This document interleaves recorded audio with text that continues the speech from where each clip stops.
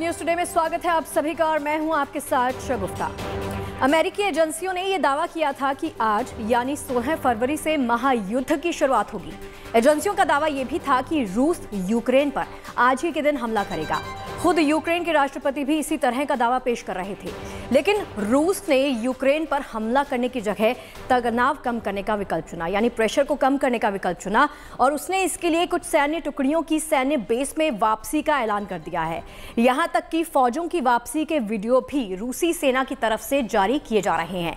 लेकिन अमेरिका समेत कई पश्चिमी देशों ने रूस के इस कदम को संदेहास्पद करार दिया। ऐसे में आज के हमारे 7 सवाल इसी मुद्दे के इर्द गिर्द घूमेंगे और आज का हमारा पहला और अहम सवाल है कि क्या रूस और यूक्रेन के बीच में महायुद्ध जिसकी हम बात कर रहे हैं वो टल गया है? इस रिपोर्ट के जरिए जानते हैं।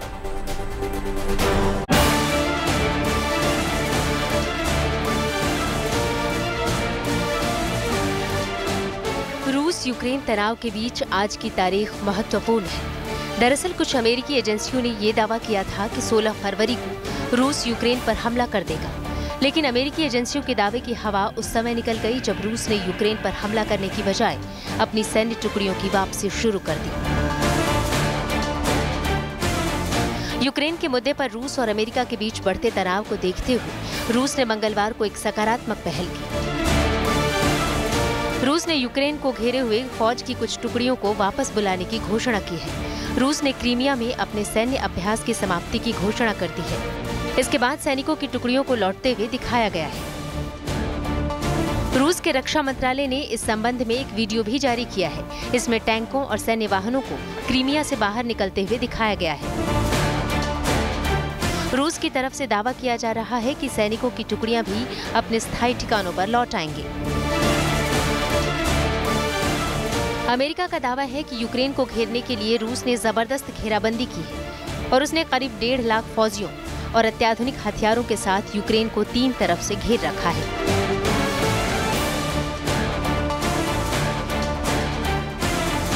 अमेरिकी एजेंसियों ने सैटेलाइट इमेजेस के आधार पर यह दावा किया था, लेकिन अब जबकि रूस ने सैनिकों की वापसी का दावा किया है, तो अमेरिका ने रूसी दावों पर यकीन करने से इनकार कर दिया है।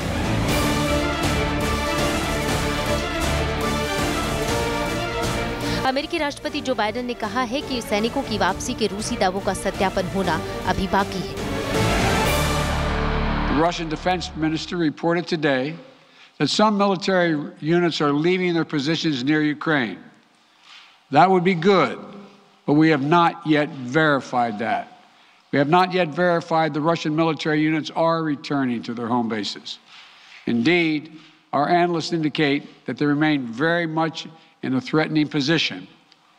And the fact remains, right now, Russia has more than 150,000 troops encircling Ukraine and Belarus and along Ukraine's border.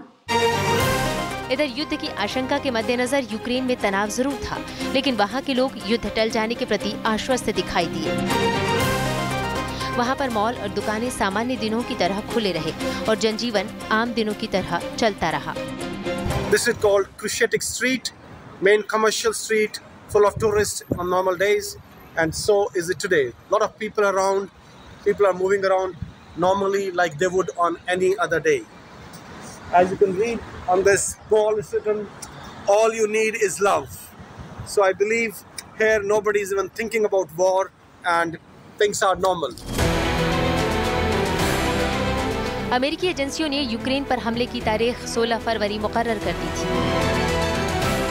खुद यूक्रेन के राष्ट्रपति जेलेंस्की ने भी कहा था रूस उनके देश पर बुधवार को हमला करेगा। यूक्रेन के राष्ट्रपति ने इस मौके पर राष्ट्रीय एकता दिवस मनाने की घोषणा की थी। आज इस मौके पर सड़कों पर यूक्रेन के नागरिक निकले और उन्होंने यूक्रेन के झंडे और रिबन लहराकर एकता का संदेश दिया। कीव से Rajesh Pawar, good news today. तो चलिए, रूस और यूक्रेन का ये जो तनाव है, ये जो मुद्दा है, इसी पर बातचीत करने के लिए हमारे साथ आज 2 खास मेहमान भी जुड़ गए हैं। ये हैं पूर्व राजनयिक अशोक सज्जनहार और रक्षा विशेषज्ञ रिटायर्ड कर्नल दिनेश नयन। आप दोनों का ही सर बहुत बहुत स्वागत है गुड न्यूज़ टुडे पर। सबसे पहले अशोक जी, मैं आपके पास आना चाहूँगी। क्या ये मान लिया जाए कि आपको लगता है कि जंग टल गई है? तमाम विदेश मंत्रालय, तमाम देशों के जो चिंतित थे इस बात को लेकर, क्या सही है ये? नहीं, मैं ये नहीं मानता जो ये जंग टल गई है। हालांकि आज जंग शुरू नहीं हुई है, तो इसलिए बहुत सारे विदेश मंत्रालयों ने राहत की सांस ली है, क्योंकि कहा जा रहा था, अमेरिका ने कहा था, ब्रिटेन ने कहा था और भी कुछ देशों ने कहा था, जो वहां से हमें जो सैटेलाइट इमेजरी मिली है, जो हमें इंटेलिजेंस मिली है, उसके अनुसार 16 फरवरी को वहां पर रूस अटैक करेगा। कल जब ओलाफ शोल्ज जर्मन चांसलर वहां पर थे मॉस्को में, तो तब राष्ट्रपति पुतिन ने ये अनाउंस किया, जो उन्होंने क्राइमिया से कुछ अपने टैंक्स, अपना हैवी इक्विपमेंट, मिलिट्री हार्डवेयर वहां से हटाना शुरू कर दिया और कुछ ट्रूप्स भी वहां से हटाना शुरू कर दिया है।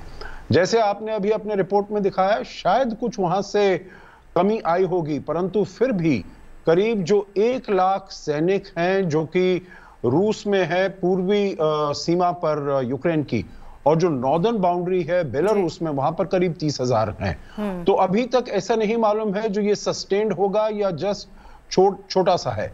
इसको मैं पॉजिटिव सिग्नल कहूंगा, इसको मैं ग्रीट करूंगा कॉशियस ऑप्टिमिज्म के साथ, परंतु मैं ये बिल्कुल अभी नहीं मानने को तैयार हूं जो जंग पूरी तरीके से टल गई है। ठीक है, देखिए थोड़ा सा आशावादी होना चाहिए इस पूरे मामले को लेकर, लेकिन देखिए रूस और यूक्रेन के बीच में फिलहाल युद्ध नहीं हो रहा। रूस ने भी तनाव कम करने की पहल करते हुए अपने फौजी टुकड़ियों को वापस बुलाने की शुरुआत कर दी है।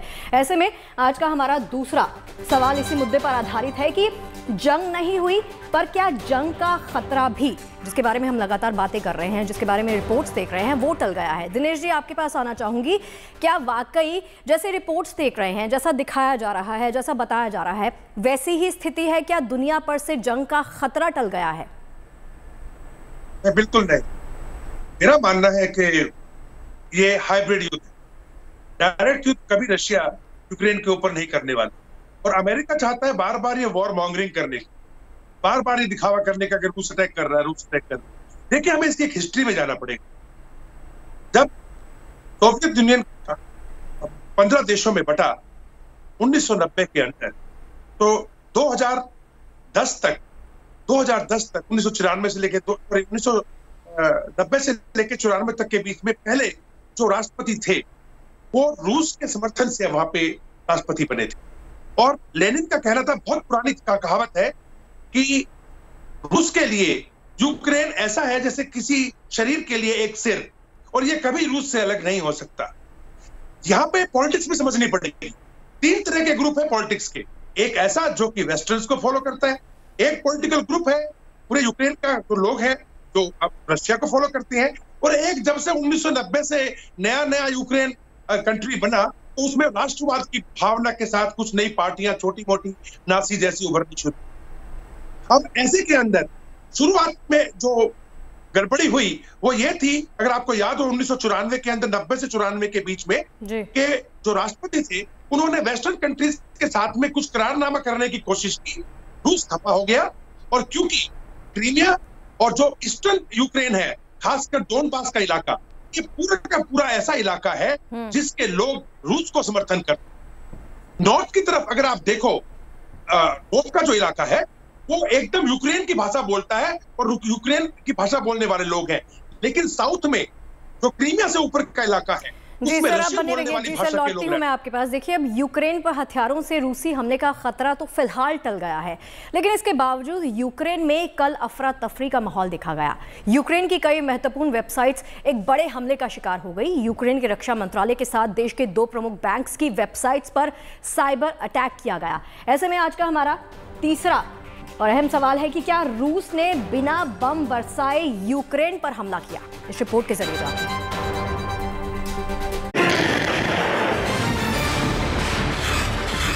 रूस और यूक्रेन के बीच फिलहाल महायुद्ध टल गया है। जंग टल जाने से दोनों देशों के जान माल की क्षति तो टल गई है, लेकिन इन सब के बावजूद यूक्रेन को जोरदार झटका लगा है। यूक्रेन पर बिना बम बरसाए एक जोरदार हमला हुआ है, जिसमें उसको आर्थिक नुकसान उठाना पड़ सकता है। आशंका जताई जा रही थी कि रूस आज यूक्रेन पर हमला कर सकता है। अमेरिकी एजेंसियां ही नहीं, खुद यूक्रेन के राष्ट्रपति भी इसे लेकर आशंका जता चुके थे। दोनों देशों के बीच तनाव की स्थिति लंबे समय से बनी हुई है, लेकिन रूस ने अभी तक न तो कोई हमला किया है और न ही रूस का कोई सैनिक यूक्रेन में दाखिल हुआ है। लेकिन इसके बावजूद भी वहां अफरा तफरी मची हुई है। दरअसल यूक्रेन पर एक बड़ा साइबर अटैक हुआ है। साइबर अटैक करने वालों ने यूक्रेन में बड़े पैमाने पर यूक्रेन की महत्वपूर्ण वेबसाइट्स में सेंध लगाई है। मंगलवार को यूक्रेन की तरफ से ये दावा किया गया कि उनके देश की कई महत्वपूर्ण साइट्स पर हैकरों ने कब्जा कर लिया है। खास बात यह है कि ये वेबसाइट्स मामूली वेबसाइट्स नहीं हैं, बल्कि देश के महत्वपूर्ण विभागों से संबंधित हैं। यूक्रेन पर हुए साइबर अटैक में रक्षा मंत्रालय, विदेश मंत्रालय, संस्कृति मंत्रालय और यूक्रेन के 2 बड़े बैंकों की वेबसाइट्स ने काम करना बंद कर दिया था। बैंकों का कहना था कि उनके बैंक ऐप भी काम नहीं कर रहे और ऑनलाइन पेमेंट में भी दिक्कत आ रही है। हालांकि यूक्रेन सरकार की तरफ से ये दावा किया गया कि बैंक में जमाकर्ताओं का पैसा पूरी तरह से सुरक्षित है। मंगलवार को बाद में दोनों वेबसाइटों की सेवाएं बहाल हो गई, लेकिन रक्षा मंत्रालय की वेबसाइटें कई घंटों तक ठप रही।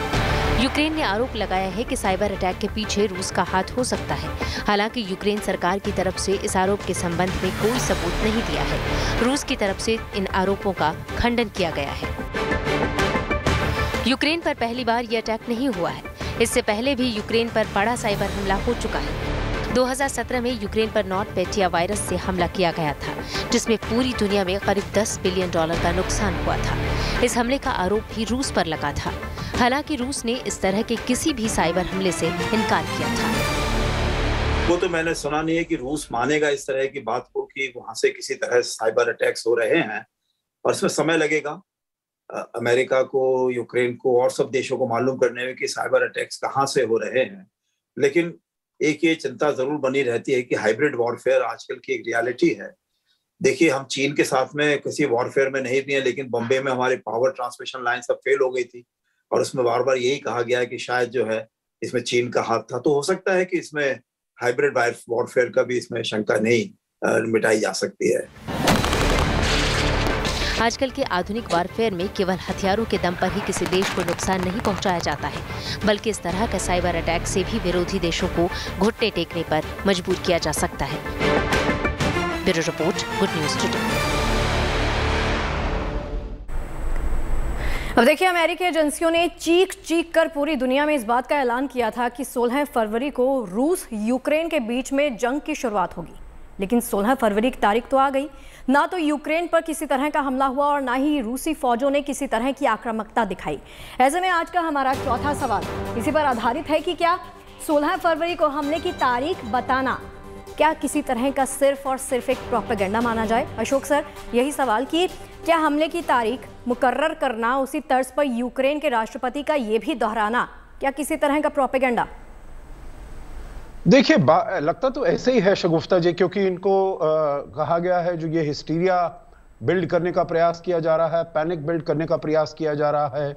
जब कल वहां पर जर्मन चांसलर ओलाफ शोल्ट्ज थे, तो तब रूसी वक्ता जो वहां पर थे उन्होंने कहा जो ये अमेरिका जो अनाउंस कर रहा है, ब्रिटेन जो अनाउंस कर रहा है जो 16 तारीख को वहां पर हमला होगा, this is nothing but madness, ये पागलपन है।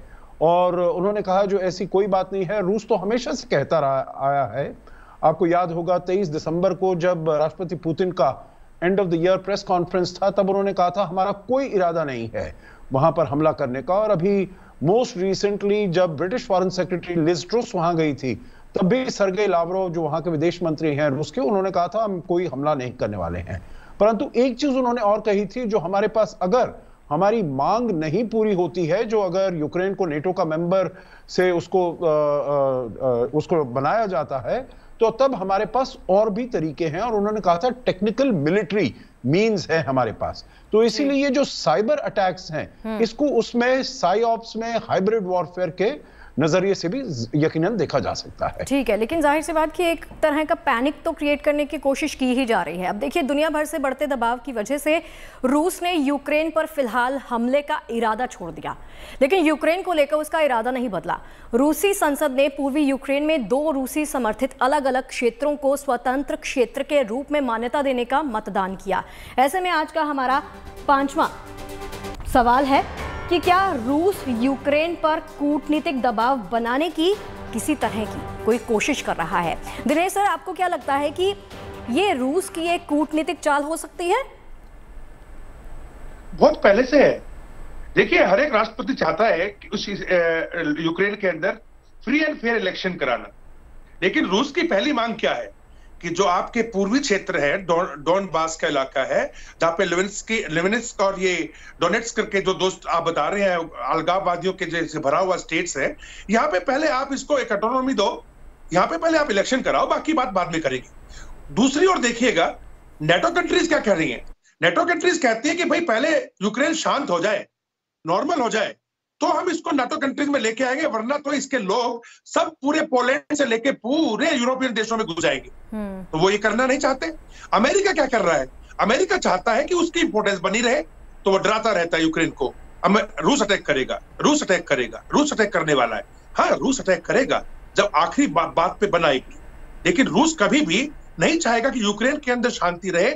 शांति हो तो रूस की शर्त पे हो, इसीलिए पूर्वी क्षेत्र को पूरा भड़का के रखा जाएगा और रूस कभी भी नहीं चाहेगा कि वो यूक्रेन पे अटैक कर। जो यूक्रेन के अंदर रशियन बोलने वाले लोग हैं, देखिए एक जमाना था 80% लोग जी सोवियत संघ से जब देखिए जाहिर सी बात है तो वो रूस के साथ जाना चाहते हैं। जी बिल्कुल। देखिए लोगों के लिए और दुनिया के लिए सिचुएशन जो है ना वो थोड़ी सी डाइसी तो है। अब देखिए रूस और यूक्रेन के बीच में तनाव की वजह से पूरी दुनिया में तेल की कीमतों में बेतहाशा बढ़ोतरी देखी गई।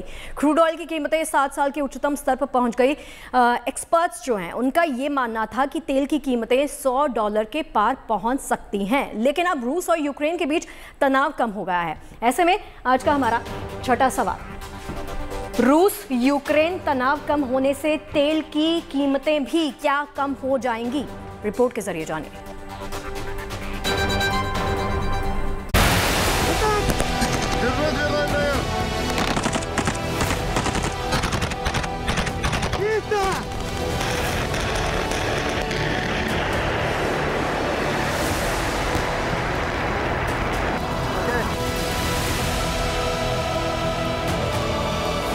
रूस यूक्रेन के बीच फिलहाल युद्ध का खतरा टलता नजर आ रहा है। मीडिया रिपोर्ट्स में खबरें आ रही हैं कि रूस ने अपने सैनिकों को वापस बुलाना शुरू कर दिया है। ऐसे में रूस और यूक्रेन के लोगों के लिए तो ये सुकून की बात है ही, दुनिया के तमाम देश ने भी राहत की सांस ली है।